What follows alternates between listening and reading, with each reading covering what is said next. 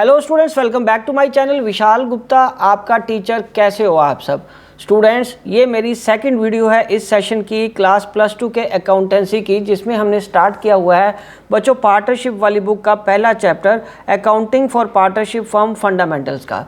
बच्चों पिछली वीडियो में मैंने आपको थ्योरेटिकल पोर्शन करवाया था जिसमें उसका मीनिंग था, उसके rights, duties, features of partnership deed के बारे में पढ़ा था। इसलिए यदि आपने अभी तक मेरा चैनल सब्सक्राइब नहीं किया हुआ तो आप मेरे चैनल को सब्सक्राइब ज़रूर कर लीजिए। तो हम स्टार्ट करते हैं बच्चों आगे। यहाँ से नया पोर्शन है बिल्कुल आपके लिए, जैसे कि मैंने आपको पिछली वीडियो में भी बताया था। अब हम बात करते हैं rules provisions affecting accounting treatment in the absence of partnership deed.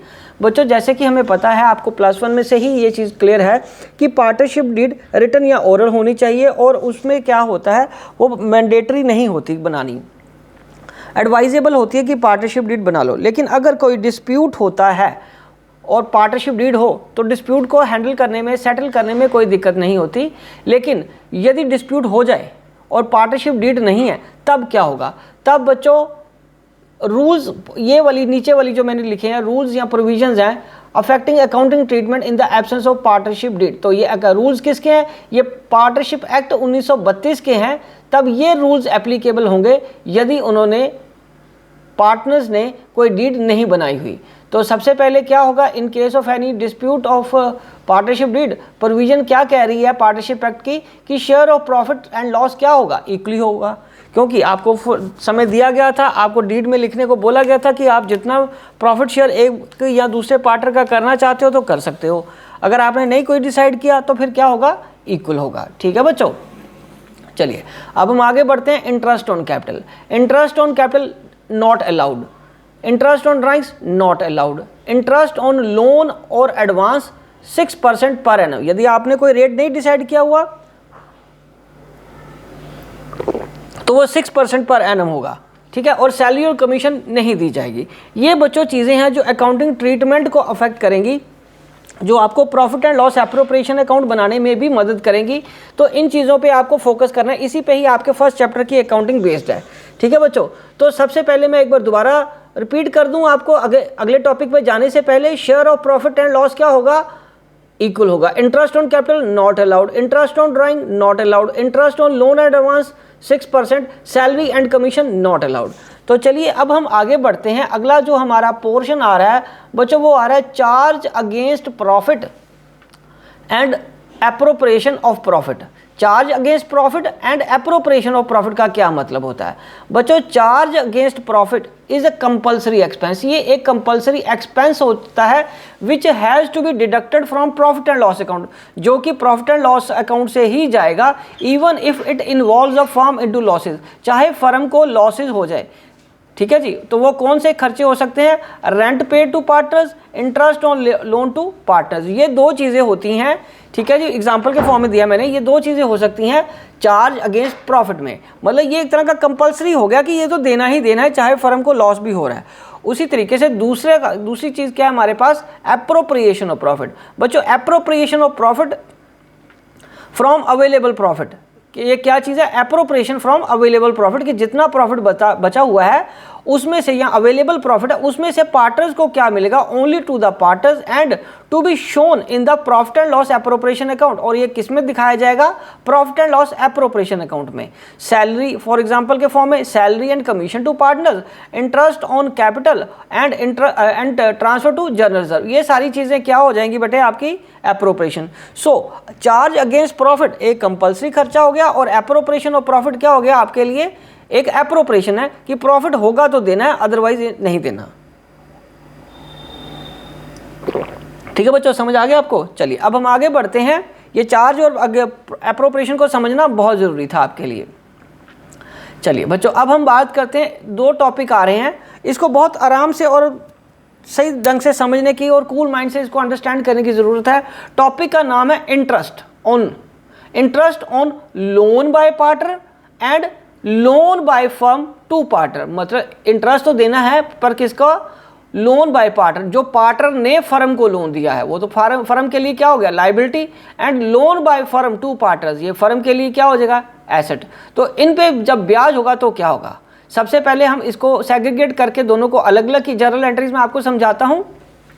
तो सबसे पहले जर्नल एंट्रीज बच्चों क्या आ रही है, interest on partners loan to firm. Interest on partners loan to firm क्या होगा, so to provide interest on partners loan, इसको लोन पे ब्याज देने का जो एंट्री होगी वो होगी interest on partners loan account debited to partners loan और इंटरेस्ट आउटस्टैंडिंग। ठीक है बच्चों, और दूसरी इसको टू क्लोज करने की एंट्री क्या होगी, और वो क्लोज कहाँ करेंगे, पार्टनर्स लोन अकाउंट को। ठीक है, ये चला जाएगा, वो इंटरेस्ट किस में चला जाएगा, profit and loss account debited to interest on loan account. मतलब पहले ये लोन हमने खर्चे के फॉर्म में दिखा दिया, बिकॉज इंटरेस्ट किस पे है, partners loan to firm, partner ने जो लोन फर्म को दिया हुआ है, तो ये नेचुरली इसका जो फर्म को उसको ब्याज देना पड़ेगा वो फर्म के लिए खर्चा हो गया और वो पार्टनर के लोन अकाउंट में चला जाएगा, और वो किस में ट्रांसफर हो जाएगा, क्योंकि हम बात करें कि ये एक्सपेंस है, तो ये एक्सपेंस है तो वो P&L अकाउंट में चला जाएगा। ठीक है बच्चों, चलिए अब हम आगे बढ़ते हैं। Interest on loan by firm to partners, बच्चों इसको कैसे बात करेंगे, तो ये मैंने जैसे आपको पहले बताया, ये हो गया एसेट। तो एसेट है तो फिर इसका जो ब्याज पार्टनर से मिलेगा वो क्या हो जाएगा, वो फर्म के लिए इनकम हो जाएगी। For charging interest on loan to partner, इसमें बच्चों एंट्री आएगी पार्टनर्स कैपिटल और current account debited to interest on loan, और दूसरी एंट्री क्या बनेगी, if interest on loan to partner is received, जब उनसे पार्टनर से आप कैश में रिसीव करोगे तो क्या आएगा, कैश या bank account debited to partners current या कैपिटल अकाउंट्स। ठीक है बच्चों, यदि लोन का जो इंटरेस्ट है वो कैश मोड में हमें मिल रहा है, और for transferring interest on loan to P&L account, तो उसमें क्या एंट्री आ जाएगी, interest on loan account debited to profit and loss. क्योंकि बच्चों ये अब आपके लिए क्या हो जाएगा, ये फर्म के लिए इनकम हो जाएगी, इसलिए फर्म उसको क्रेडिट कर देंगे। तो इन दो चीज़ों को अंडरस्टैंड करिए, ये एक तरह से एक्सपेंस है, ये दूसरा इनकम है फर्म की। ये देखिए इसका जो ब्याज है वो किस में जाएगा बच्चों, वो पार्टनर के लोन अकाउंट में जाएगा, और इसका जो ब्याज है loan by firm to partner का वो कहाँ जाएगा, पार्टनर के कैपिटल अकाउंट या करंट अकाउंट में। ठीक है बच्चों, चलिए करंट अकाउंट और कैपिटल अकाउंट की कहानी क्या है वो हम आगे डिस्कस करेंगे, बस आप फिलहाल अभी इस जर्नल एंट्रीज पे फोकस करिए।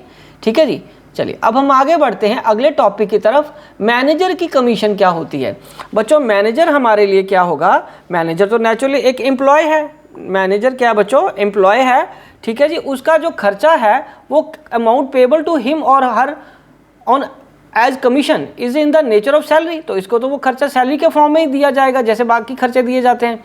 सो इट इज़ पेबल, ये पेबल है whether the firm earns profit और इनकम लॉसेज, चाहे प्रॉफिट को फर्म को प्रॉफिट हो या लॉस हो रहा हो, ये खर्चा तो देना ही पड़ेगा। So manager's commission is a charge against profit, ये चार्ज अगेंस्ट प्रॉफिट है, and is to be transfer to debit of profit and loss account, और किसको डेबिट किया जाएगा, प्रॉफिट एंड लॉस अकाउंट को। ठीक है बच्चों, ये किसको ट्रांसफर कर दिया जाएगा, प्रॉफिट एंड लॉस अकाउंट को। चलिए बच्चों आगे बढ़ते हैं, ट्रांसफर टू रिजर्व्स। तो रिजर्व्स में कैसे आएगा बच्चों, रिजर्व्स में ट्रांसफर टू रिजर्व के 3 तरीके हो सकते हैं। Amount to be calculated as a percentage of net profit, तो रिजर्व कैसे कैलकुलेट हो सकता है, net profit into rate by सो। यदि उन्होंने बोला कि calculate on percentage of net profit, फिर तो जितना नेट प्रॉफिट अवेलेबल है हमारे पास उसको रेट बाय 100 कर दीजिए। और दूसरा amount to be calculated as percentage of divisible profit, divisible profit को कैलकुलेट कर लीजिए और इनटू रेट बाय 100 कर लीजिए। तीसरा तरीका क्या हो सकता है, amount to be calculated as percentage of divisible profit including reserves, तो उसमें क्या आएगा बच्चों, रिजर्व्स इज इक्वल टू कैसे आएगा, divisible profit into rate upon 100 plus rate. ठीक है, इंक्लूडिंग रिजर्व्स कह रहे हैं ना, मतलब जो डिविजिबल प्रॉफिट आया है उसके बीच में ही उसका इंटरेस्ट है, तो वो इनटू रेट करके अपॉन 100 प्लस रेट कर देंगे। मतलब 100 प्लस रेट का मतलब क्या हो गया, अगर यहाँ 8 है तो 108 हो जाएगा, 5 है तो 105 हो जाएगा, 10 है तो 110 से डिवाइड कर देंगे। ठीक है बच्चों, अब ये इंटरेस्टिंग इफेक्ट आपके सामने एक और आ गया कि नेट प्रॉफिट या डिविजिबल प्रॉफिट में फ़र्क क्या होता है, और इनके यहाँ यूँ कह लीजिए कि इनकी डेफिनेशंस क्या हैं। सबसे पहले हम बात करेंगे नेट प्रॉफिट की। सो बच्चों नेट प्रॉफिट क्या होता है, नेट प्रॉफिट जो होता है is the profit earned bye an enterprise from its operating and non operating activities. ये जो वो प्रॉफिट होता है जो फर्म अर्न करती है अपनी ऑपरेटिंग या नॉन ऑपरेटिंग एक्टिविटी से, it is calculated from P&L account. और ये कहाँ से कैलकुलेट होता है बच्चों? ये कैलकुलेट किया जाता है प्रॉफिट एंड लॉस अकाउंट से। और डिविजिबल और डिस्ट्रीब्यूटेबल प्रॉफिट क्या होता है बच्चों? ये क्या होता है? Profit available for distribution. ये प्रॉफिट किसके लिए? अवेलेबल फॉर डिस्ट्रीब्यूशन, ये पार्टनर्स को डिस्ट्रीब्यूट करने के लिए। कौन सा? डिविजिबल या distributable profit among the partners after allowing remuneration, salary या कमीशन के फॉर्म में। उसके बाद टू पार्टनर्स और interest on capital, transfer to reserves and charging interest on drawing. ये सारा कुछ करने के बाद जो प्रॉफिट बचेगा उसको क्या बोलेंगे? Divisible profit. मतलब ये हो गया नेट प्रॉफिट। यदि जो भी यहाँ से हमने नेट प्रॉफिट कैलकुलेट किया है उसमें इंटरेस्ट ऑन ड्राइंग ऐड करके और पार्टनर की सैलरी, इंटरेस्ट और ऑन कैपिटल और transfer to general reserve minus करने के बाद जो फिगर बचेगी उसको हम क्या बोलेंगे? Divisible profit. So divisible profit is the profit available for distribution among the partners after allowing remuneration to partners, interest on capital, transfer to reserves and charging interest on drawings. So it is determined by preparing profit and loss appropriation account. ठीक है बच्चों, चलिए अब हम आगे बढ़ते हैं। अब हम बात करेंगे कि अकाउंटिंग कैसे करेंगे, रिकॉर्डिंग कैसे करेंगे पार्टनरशिप में ट्रांजैक्शंस, जो पार्टनरशिप से रिलेटेड ट्रांजैक्शंस हैं। बच्चों देखो, प्रॉफिट एंड लॉस या ट्रेडिंग अकाउंट या अकाउंट्स को बनाने का तरीका वही रहेगा। जर्नल, लेजर, ट्रायल बैलेंस, वो सारा कुछ वैसा ही है जैसे आपने +1 में सीखा था। यहाँ से हमारा एक्टिविटी जो शुरू होगी वो शुरू होगी एप्रोप्रिएशन अकाउंट बनाने से। तो बच्चों partnership account will be recorded on the basis of double entry system, जैसा कि डबल एंट्री सिस्टम में फॉलो किया जाएगा। ठीक है, so we have already learned while preparing accounts of sole proprietorship. ये आप पहले भी पढ़ चुके हो, पिछले साल ही तो ये पढ़ा है कि सोल प्रोप्राइटर में जैसे बुक्स बनेगी डबल एंट्री को फॉलो करते हुए, पार्टनरशिप अकाउंट्स भी वैसे ही बनेंगे। The only difference will start after preparation of profit and loss account. और वो डिफरेंस कहाँ से स्टार्ट होगा? प्रॉफिट एंड लॉस अकाउंट बनाने से। In partnership accounts after preparation of profit and loss account we prepare profit and loss appropriation account for all the appropriations of profit. ठीक है, हम उसके बाद जितनी भी एप्रोप्रिएशन ऑफ प्रॉफिट है वो सारी उधर डालेंगे profit and loss appropriation account में। तो अब हम आगे बढ़ते हैं इसकी जर्नल एंट्रीज की। बच्चों जर्नल एंट्रीज बच्चों को थोड़ा सा दिक्कत वाला पोर्शन रहता है क्योंकि ये एक आपके लिए बिल्कुल नया पोर्शन होता है और साथ में ये उसके बाद बनता है profit and loss appropriation account. But होता क्या है, बच्चों को profit and loss appropriation account बनाने में मज़ा आता है, वो उस पर एनर्जी लगाना ज़्यादा अच्छा समझते हैं, उसको बनाने में उनको इजी लगता है, रादर यूँ कह लीजिए। और जर्नल एंट्रीज करने में थोड़ी सी दिक्कत का सामना करना पड़ता है।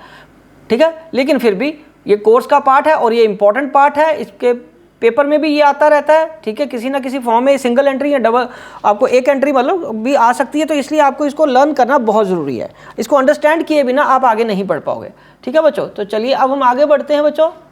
Journal entries related to profit and loss appropriation account. तो यहाँ से जर्नल का फॉर्मेट आ गया, ये सीरियल नंबर है, ये पर्टिकुलर्स, ये ledger folio, debit and credit amounts.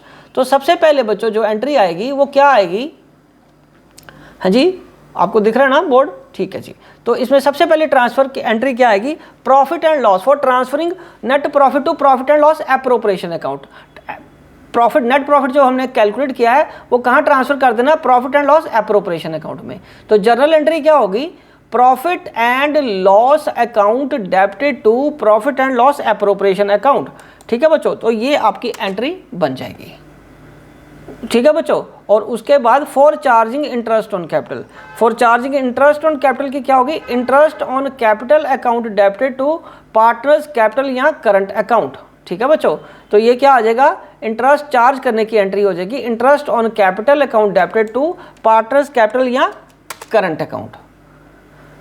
और बच्चों तीसरी एंट्री क्या आ रही है? For transferring interest on capital to profit and loss appropriation account. तो इसको आपने क्या करना है? एप्रोप्रिएशन अकाउंट में ट्रांसफर कर देना है। So profit and loss appropriation account debited to interest on capital. ठीक है बच्चों, तो चलिए अब हम आगे बढ़ते हैं। For charging interest on drawing, तो बच्चों इंटरेस्ट ऑन ड्राइंग कैसे आएगा? पार्टनर्स कैपिटल या current account debited to interest on drawing, ये इसकी एंट्री आ गई। उसके बाद क्या आएगा बच्चों? For transferring interest on drawing to profit and loss appropriation account. तो बच्चों उसकी एंट्री क्या आएगी? Interest on drawings account debited to profit and loss appropriation account.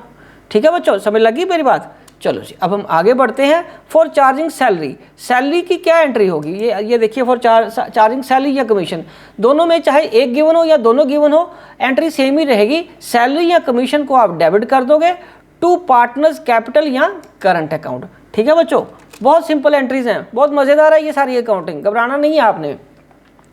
For transferring interest on capital to profit and loss appropriation account, profit and loss appropriation account to salary या commission account. ठीक है बच्चों, for providing to general reserve, profit and loss appropriation account to general reserve. ठीक है, जितना speed से मैं पढ़ रहा हूँ उतने ही आपको स्पीड से याद भी करना है और अंडरस्टैंड भी करना है। बहुत इजी है, इसीलिए मैं इसको थोड़ा सा इस तरीके से बूस्टअप कर रहा हूँ आपको, कि इसको कहीं ये मत समझ लेना कि ये पता नहीं क्या भयंकर सी चीज़ दे दी है कि इसको याद करना पड़ेगा। अब ऐसा कुछ भी नहीं है, बिल्कुल फंडामेंटल चीज़ है बच्चों। ठीक है, for transferring profits to partners, तो उसके profit and loss appropriation account को डेबिट कर दोगे टू पार्टनर्स कैपिटल या करंट अकाउंट को क्या करेंगे हम, क्रेडिट। और यदि लॉस होता है तो क्या होगा, for transferring loss partners capital account, partners capital account को हम क्या करेंगे, बोलो बच्चों, डेबिट कर देंगे to profit and loss appropriation account. तो ये आपकी एंट्रीज आ जाएगी। ठीक है बच्चों, समझ लग गया? हाँ जी, चलो, ये तो आपके लिए सिंपल सा पोर्शन था, इसमें तो कोई बड़ी बात नहीं थी। ठीक है जी, तो ये अब आपके लिए बहुत इजी हो गया इसको समझना। तो अब हम आगे बढ़ते हैं किसकी तरफ, एप्रोप्रिएशन अकाउंट की तरफ।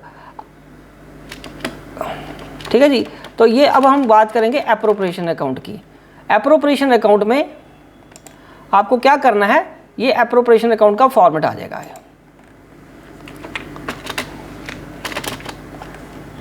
ये देखिए, ये इसका फॉर्मेट आ गया। एप्रोप्रिएशन अकाउंट में सबसे पहले आपके पास क्या बनेगा बच्चों, ये कॉलम बन गया, ये डेबिट का, ये अमाउंट, ये पर्टिकुलर्स, ठीक है, अमाउंट, ठीक है जी, और ये क्रेडिट साइड आपकी। ठीक है बच्चों, चलो अब हम आगे बढ़ते हैं। ये आपकी क्रेडिट साइड आ गई। ठीक है, और यहाँ ये वाली साइड डेबिट होती है नेचुरली। तो यहाँ पे आपको क्या करना है, profit and loss appropriation account. तो जर्नल एंट्रीज के बाद आपका क्या बनेगा बच्चों, profit and loss appropriation account. तो एप्रोप्रिएशन अकाउंट में सबसे पहले आपको क्या, डेबिट साइड में जाने से पहले आपको क्रेडिट साइड में कौन सी एंट्री डालनी है, बाय प्रॉफिट एंड लॉस से नेट प्रॉफिट ट्रांसफर करना है। ठीक है, उसके बाद कोई सीक्वेंस नहीं है, ये जैसे जैसे क्वेश्चन में आपको गिवन होगा वो आइटम आप डालते जाओगे, but these are the maximum item which can be put in the profit and loss appropriation account. ठीक है, तो प्रॉफिट एंड लॉस एप्रोप्रिएशन में सबसे पहले आपने क्या करना है, नेट प्रॉफिट ट्रांसफर कर देना है। फिर उसके बाद इंटरेस्ट ऑन ड्राइंग वो दे देना है, चार्ज कर लेना मतलब उनसे। और उसके बाद क्या करना है, टू सैलरी और commission, to interest on capital, to general reserve, to partners capital या करंट अकाउंट। और उसके बाद आपको क्या करना है, अगर प्रॉफिट हुआ तो ये वाला फिगर आ जाएगी, टू पार्टनर्स कैपिटल या करंट अकाउंट। और यदि लॉस होता है तो बाय पार्टनर्स कैपिटल या करंट अकाउंट में चला जाएगा।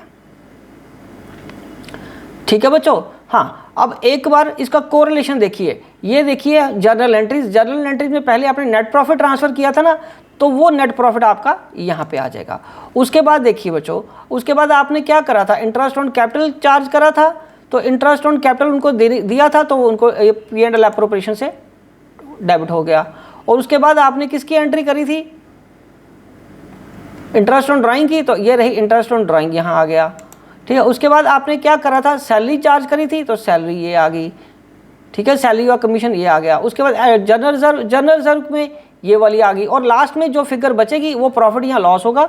दोनों एक साथ कभी नहीं आएंगी, दोनों में से कोई एक ही आएगी। ठीक है ना बच्चों, ये तो आपको पता ही है, दोनों में से एक ही आती है ना।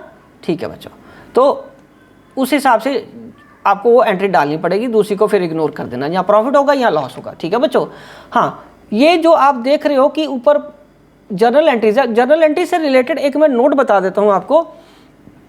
All the partners capital account entries related entries are pass through current account if capital accounts are fixed. यदि कैपिटल अकाउंट क्वेश्चन में गिवन हो कि वो फिक्स्ड है, तो जितनी बार भी आपने यहाँ वर्ड कैपिटल अकाउंट यूज किया है उसकी जगह क्या आ जाएगा, सिर्फ करंट अकाउंट आएगा, अगर कैपिटल फिक्स्ड नेचर के बन रहे हैं। ठीक है बच्चों, तो इसीलिए मैंने ऑब्लिक करके यहाँ लिखा है, तो इसको आप अंडरस्टैंड कर लेना।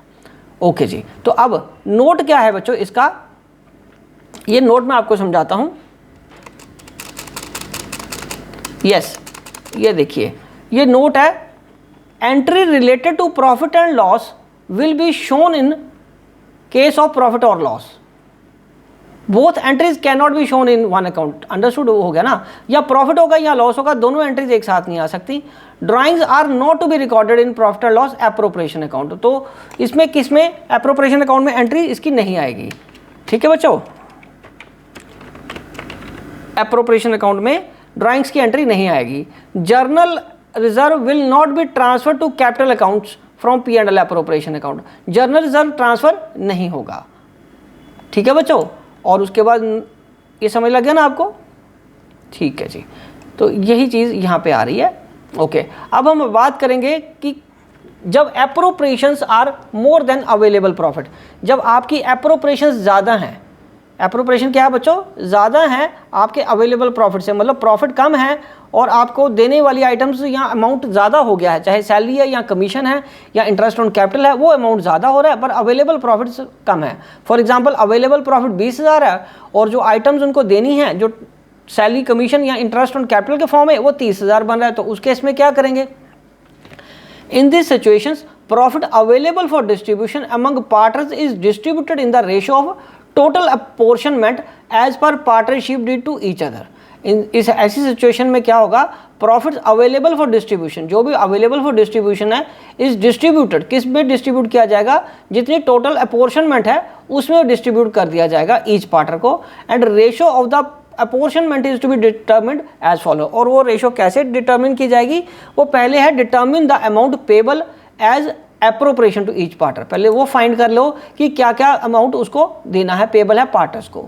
उसके बाद है बच्चों total the amount of the apportionment for each partner separately, फिर उसको सेपरेटली टोटल कर लो, पहले डिटर्मिन कर लो ना क्या क्या चीज़ें देनी है, फिर उन सबका टोटल कर लो, फिर उन एप्रोप्रिएशन की एक रेशो निकाल लो, जो भी डिस्ट्रीब्यूटेबल प्रॉफिट है, तो that is net profit plus interest on drawings को ऐड करके इन the ratio of distributable profit, net profit और इंटरेस्ट ऑन ड्राइंग जितना भी है ना उसकी उस रेशियो में बांट दो।